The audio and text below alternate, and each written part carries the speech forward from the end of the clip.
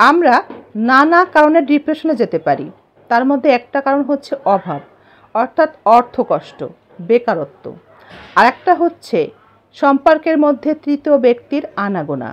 সম্পর্কে থাকা দুটো মানুষের মধ্যে একজন আরেকজনকে খুব বেশি ভালোবাসে, আর একজন পাত্তাই দেয় না।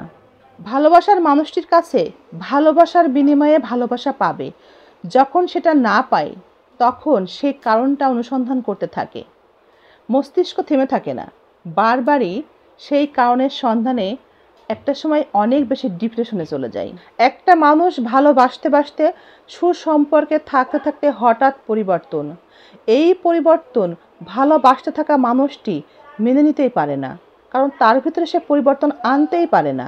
একজন সুস্থ সুন্দর মানুষের মধ্যে যদি এই দুটা জিনিস থাকে, অভাব না থাকে আর সম্পর্কের মধ্যে সুসম্পর্ক বজায় থাকে, তাহলে আর যত ডিপ্রেশন এসে তাদের সম্পর্কের মধ্যে সুসম্পর্ক নষ্ট করতে চেষ্টা করুক না কেন, সেগুলো আর তেমন একটা পেরে ওঠে না। সমস্ত পরিস্থিতিকে মোকাবেলা করা দুজনে মিলে সম্ভব হয়। আমরা যদি গোপনে অনেক কিছুই করতে পারি, লুকিয়ে চুরিয়ে অনেক কাজ করতে পারি, তাহলে এটা কেন পারবো না আমাদের বেকারত্ব দূর করার জন্য আমরা অবশ্যই কাজে অংশগ্রহণ করতে পারি। যে কোনো কাজের মধ্য দিয়ে কিন্তু আমাদের বেকারত্ব বা বেকার সমস্যাটা দূর করতে পারি।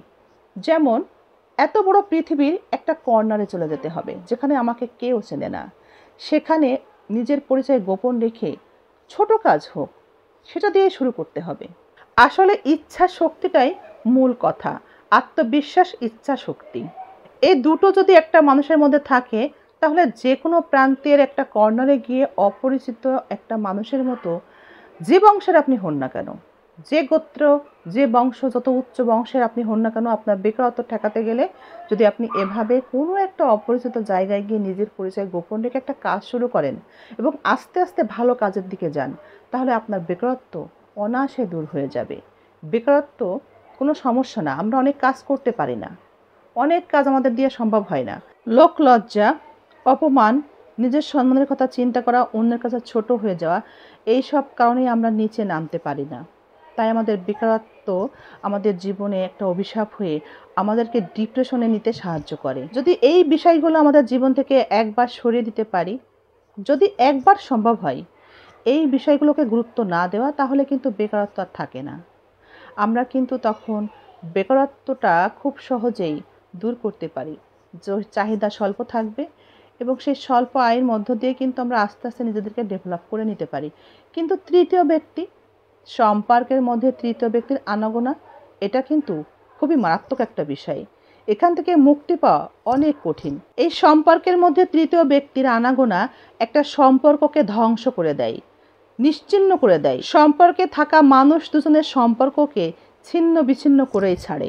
তৃতীয় ব্যক্তির আনাগোনায় যে মানুষটা অস্থিরতা প্রকাশ করে, তার কিন্তু কোনো দোষ নাই।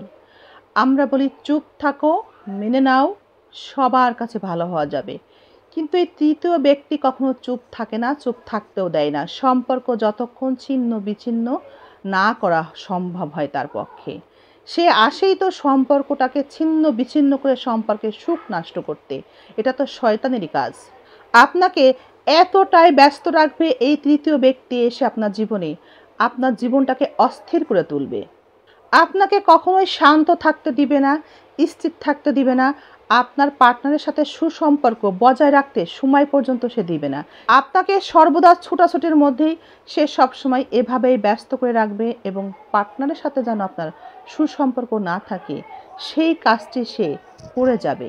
আপনাকে অস্থির করে রাখবে, আপনার পার্টনারকেও অস্থির করে রাখবে, আপনার চলাফেরায় আপনার পার্টনার অস্থির হয়ে যাবে। এভাবেই স্বামী স্ত্রীর সম্পর্কের মধ্যে তৃতীয় ব্যক্তি সে দ্বন্দ্ব সৃষ্টি করে এবং সম্পর্ক নষ্ট করে সম্পর্কটিকে তছনছ করে ছাড়ে। তৃতীয় ব্যক্তি আপনাকে অস্থির করে রাখবে আর আপনার চলাফেরায় আপনার পার্টনার অস্থির হয়ে যাবে। এ ব্যাপারে আপনাদের কি মনে হয়? আমি কি ঠিক বললাম নাকি ভুল বললাম? কমেন্ট করবেন অবশ্যই। সম্পর্কের অস্থিরতা যদি থামাতে না পারেন, তাহলে সম্পর্কের উন্নতি বা আপনার অবস্থার উন্নতির কখনোই সম্ভব হবে না। দিনে দিনে শয়তান আপনার সম্পর্কের দিকে এগোতে থাকবে, সেটা তছনছ করতে থাকবে এবং আপনার অবস্থানের অবনতির দিকে নিয়ে যাবে। তাই সব ভালোর জন্যে সম্পর্কের সুসম্পর্কটা অনেক বেশি জরুরি।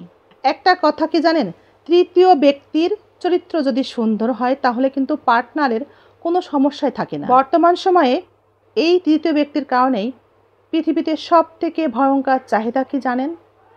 আমি তাকে যতটা ভালোবাসি সেও আমাকে ততটাই ভালোবাসুক। আর যখনই সম্পর্কে যে কোনো একজন এই ভালোবাসা থেকে বঞ্চিত হচ্ছে, তখনই সম্পর্কে থাকা মানুষটির প্রতি তার অবিশ্বাস জন্ম হচ্ছে এবং সন্দেহ তৈরি হচ্ছে।